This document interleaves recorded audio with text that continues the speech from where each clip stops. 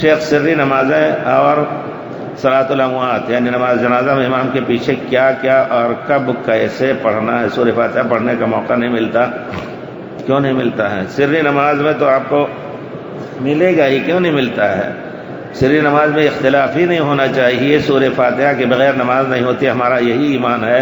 اگر ہم نہیں پڑھے تو ہم اس رکعت کو دہرائیں گے، لیکن ہم یہ نہیں کہتے کہ جس نے نہیں پڑھا اس کی نماز باطل ہے، کیونکہ ایک تعویل کی بنا پر علماء نے کہا ہے کہ اس کی نماز ہو جائے گی لیکن ناقص بہت ہوگی، اسی وجہ سے ہماری نماز بھی ان کے پیچھے جائز ہے۔ جو سورہ فاتحہ نہیں پڑھتا ہے مان لیجئے، لیکن امام جو ہے، امام کے لیے تو یہ سوال ہی نہیں ہے کہ وہ سورہ فاتحہ نہ پڑھے، مقتدی کے لیے ہوتا ہے کہ وہ مقتدی اگر سن رہا ہے قرات تو نہ پڑھے، لیکن اگر نہیں سن رہا ہے تو وہ بھی پڑھے۔ نہیں سن رہا کا معنی اب تو لاؤڈ اسپیکر ہے، پرانے زمانے میں امام کے 2 4 10 بھی صفحے پیچھے سنی جاتی تھی، باقی نہیں سنتے تھے۔ مغرب کی نماز ہو، عشاء کی نماز ہو، فجر کی، تو ان کے اوپر پڑھنا واجب ہے، نہیں سن رہے، یا امام کے پیچھے ہی کوئی شخص ہے لیکن بیچارہ اتنا بہرا ہے کہ وہ سن نہیں رہا ہے امام کی قرات، تو ضرور پڑھے سورہ فاتحہ۔ پیارے رسول فرماتے ہیں لا صلاۃ، وہ صلاۃ لا صلاۃ ہے جس میں سورہ فاتحہ نہ پڑھی گئی ہو۔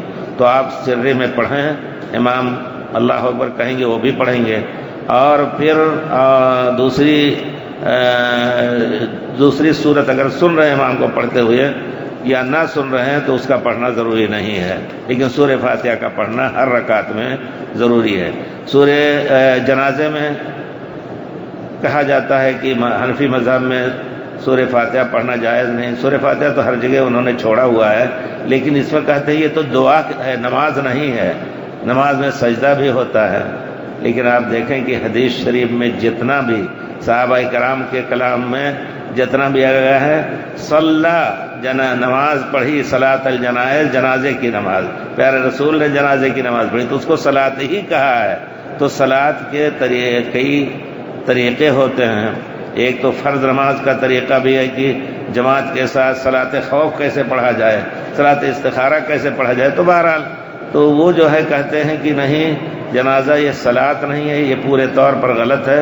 حضرت عبداللہ ابن عباس نے ایک مرتبہ صلاۃ پڑھائی اور انہوں نے سورہ فاتحہ پڑھی بآواز، مستدرک حاکم کی روایت ہے، اور اس کے بعد سورہ اخلاص یعنی قل هو اللہ احد کی پڑھی۔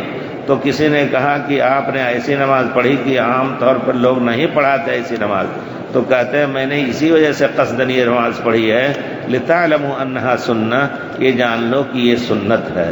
تو سورہ فاتحہ تنہا اس کو واجب کہتے ہیں، سورہ اخلاص اس کے ساتھ یا کوئی سورت اگر پڑھیں تب بھی جائز ہے سورہ فاتحہ میں۔ تو جنازے میں بھی امام کے پیچھے آپ کو سورہ فاتحہ پڑھنی ضروری ہے۔ پہلی تکبیر کے بعد سورہ فاتحہ، پھر دوسری تکبیر میں آپ کیا پڑھیں گے؟ اللہم صلی علی محمد صلاۃ ابراہیمی۔ تیسری تکبیر کے بعد امام کے لیے دعائیں، جو بھی دعائیں آپ کو یاد ہوں، اللہم اغفر لحینا ومیتنا، اللہم اغفر لہ وارحمہ وعافہ، اور اس کے بعد پھر چوتھی تکبیر کے بعد سلام پھرنا ہوتا ہے۔ اور اگر چوتھی تکبیر کے بعد بھی دعا کرنی ہے تو ہر تکبیر کے بعد 6 تکبیروں تک پیارے رسول سے ثابت ہیں۔ ایک روایت میں 8 تکبیر آپ نے شہدائے احد پر کہی، آخر زمانے میں جب آپ نے جا کر کے وہاں جنازے کی غائب نماز پڑھی قبر پر ان کو گویا رخصت کیا، تو 8 تکبیر آپ نے کہی۔